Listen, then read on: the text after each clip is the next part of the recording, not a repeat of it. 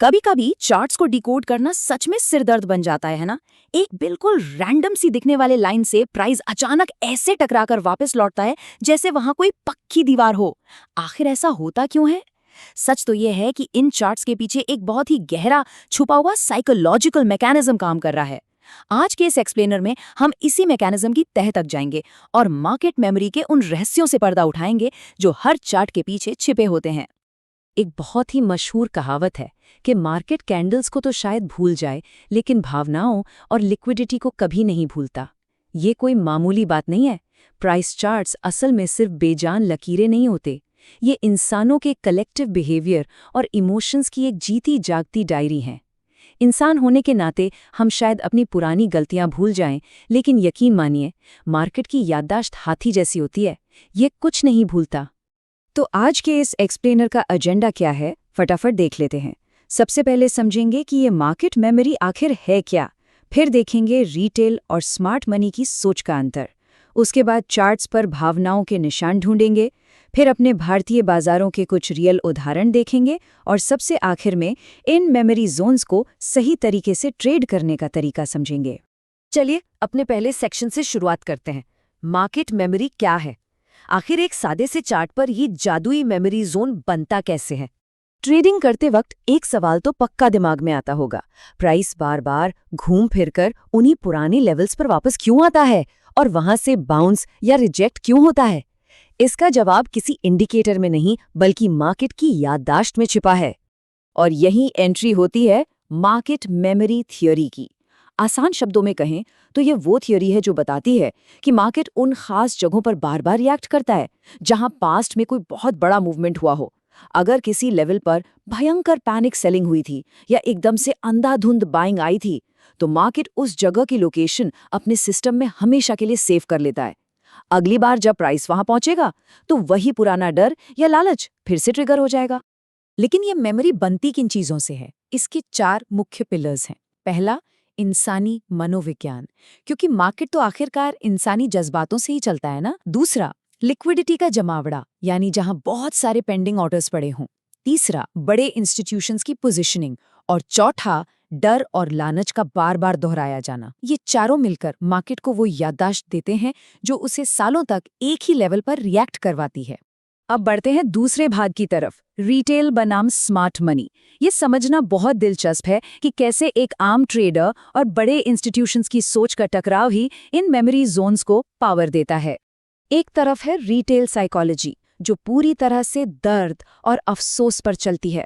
आम ट्रेडर ये याद रखता है कि कहाँ उसका पैसा डूबा था, कहाँ पैनिक हुआ था या कौन सा बड़ा ब्रेकआउट मिस हो गया था।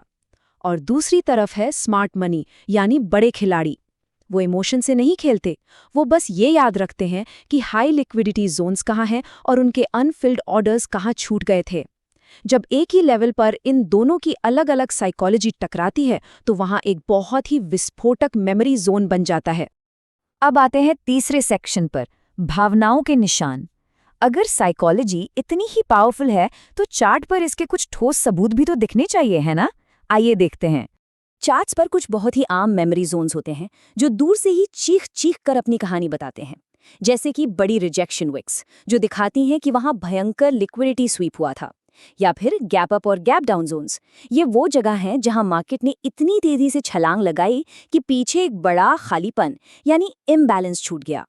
इसके अलावा ब्रेकआउट एरियाज और इक्वल हाइज या लोज भी बहुत ही तगड़े इमोशनल जोन्स का काम करते हैं। जरा लंबी रिजेक्शन विक्स के बारे में सोचिए। जब किसी कैंडल में एक बहुत लंबी रिजेक्शन विक बनती है तो उसका सीधा सा मतलब है कि वहां से प्राइस को बहुत ही अग्रेसिव तरीके से वापस धकेला गया था।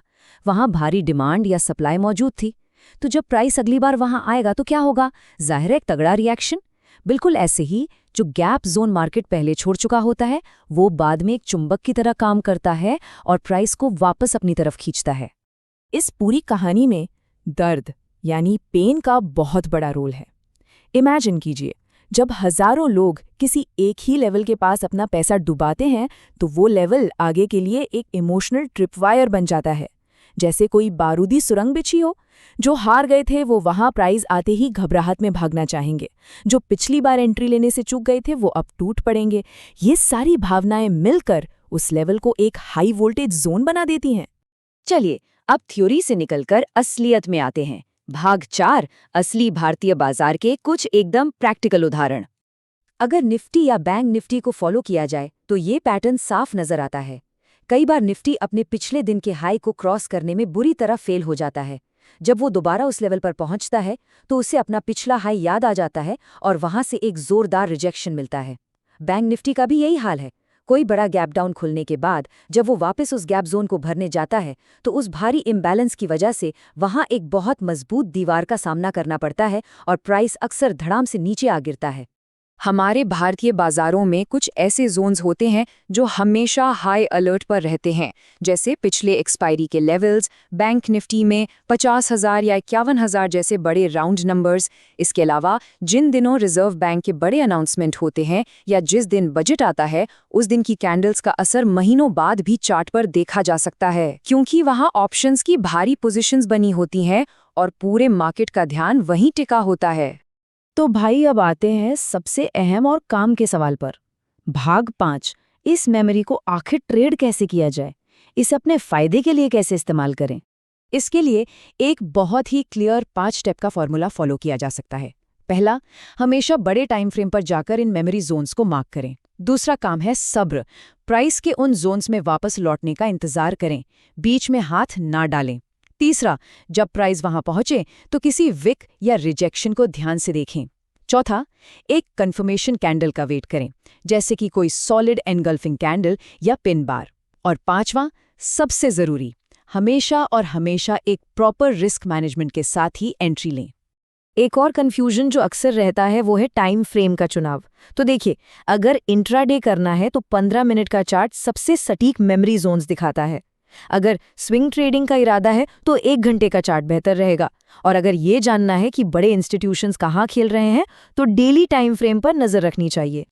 लेकिन सावधान, कुछ बहुत ही आम गलतियां हैं जो अच्छे भले ट्रेड को बर्बाद कर सकती हैं। सबसे बड़ी गलती तो ये मान लेना है कि चार्ट पर खींची गई हर पुरानी लाइन काम करेगी। ऐसा बिल्कुल नहीं है। बिना कंफर्मेशन कैंडल के ट्रेड में कूद जाना या बड़े टाइम फ्रेम के ट्रेंड को पूरी तरह इग्नोर कर देना, ये सीधे सीधे नुकसान को बुलावा देना है। लिक्विडिटी कंफर्मेशन के बिना ट्रेड करना एक बहुत बड़ा रिस्क हो सकता है। अगर इस पूरे एक्सप्लेनर से सिर्फ एक गोल्डन रूल याद रखना हो तो वो ये है, ओरिजिनल रिएक्शन जितना ज्यादा मजबूत होगा, भविष्य की मेमोरी उतनी ही ज्यादा सॉलिड होगी। चार्ट पर अगर कोई बहुत बड़ी वेक या बहुत बड़ा गैप दिख रहा है तो समझ लीजिए कि वहां उस वक्त बहुत तगड़े इमोशंस और लिक्विडिटी मौजूद थी और मार्केट उसे इतनी आसानी से नहीं भूलेगा। तो इस एक्सप्लेनर को एक बहुत ही दिलचस्प सवाल के साथ खत्म करते हैं। मार्केट उन जगहों को हमेशा याद रखता है जहां लोगों की भावनाएं सबसे ज्यादा हावी थीं। असली स्केल और असली कामयाबी इस बात में है कि क्या बाकी दुनिया के रिएक्ट करने से पहले हम चार्ट्स पर उन इमोशनल निशानों को पहचान सकते हैं। इन मेमोरी जोन्स की ताकत को अगर सही से समझ लिया जाए तो मार्केट को देखने का पूरा नजरिया ही बदल सकता है।